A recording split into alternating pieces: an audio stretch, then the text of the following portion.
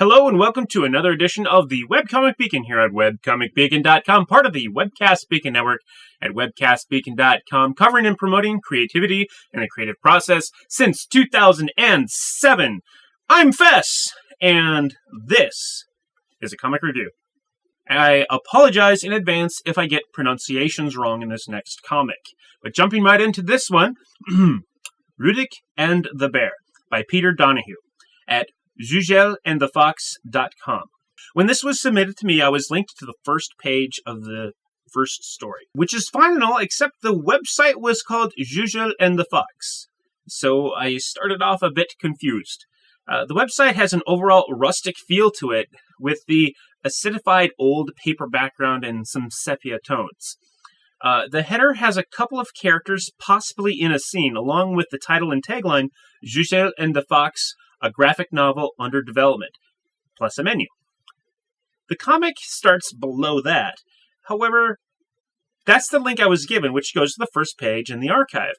The actual URL points to, well, it's About page. It's this page that talks about this graphic novel that the creator is working on, as well as a bit about the process of it all, including, and I quote, "If you're fascinated by the processes of character design and refinement of visual style, check out my webcomic, Rudek and the Bear.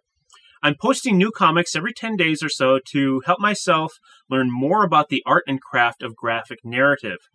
I also write about what I learned while drawing each comic."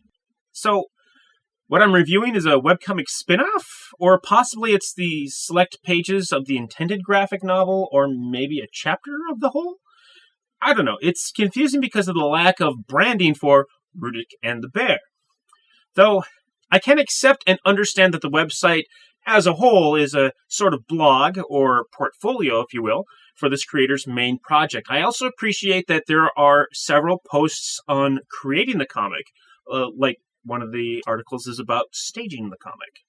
And that might be more of my creator side versus my reader side, gravitating towards that. Also, almost all of the comic updates carry their own creator commentary about the process of the comic to that point, and or about the creation of that particular page. So I do find that interesting as well, and I find that interesting even as a reader. So aside from the webcomic, the website is actually very interesting and really worth anyone's visit. But I came here to review the comic Rudek and the Bear, and not the website for Jugel and the Fox.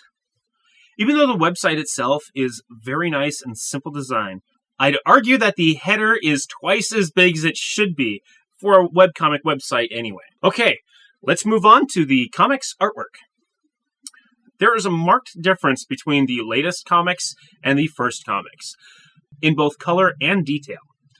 The first several comics have characters in flat colors, with thin-lined or faded-lined backgrounds. It is a very limited color palette consisting of mainly browns and greens, and with a little bit of reds and oranges, so really on the warm scale. Actually, I really like the earlier pages because it gives me that overall feel of old textbook illustrations, or even those old children's books, like from the Golden Books eras.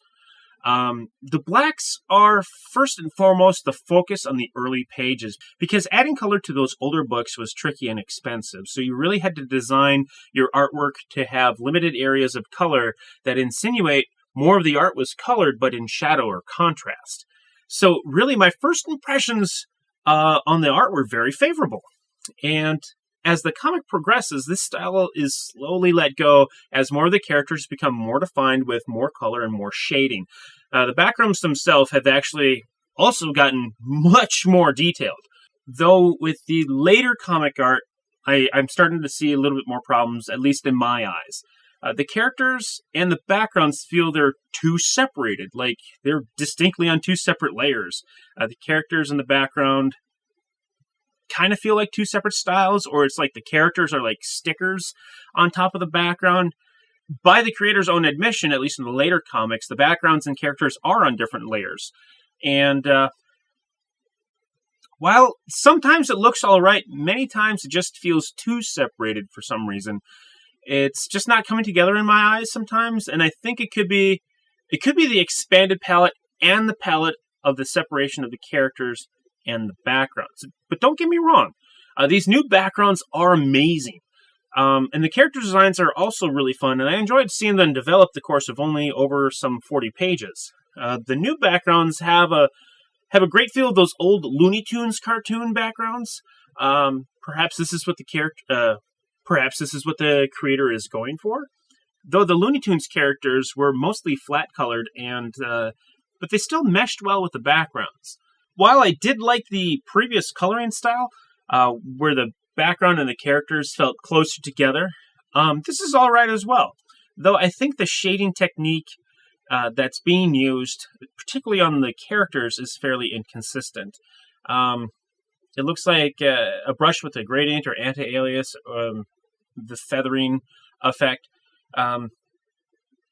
doesn't quite work in all instances, especially when these characters are supposed to be, furry or whatnot. The way that the shading is on these characters doesn't look quite right, and it seems to be something that's still in flux right now as the creator is trying to figure out, really how they want to be doing the coloring style of this comic. So, I mean, it's hard to really pass a judgment while the style is admittedly still being developed.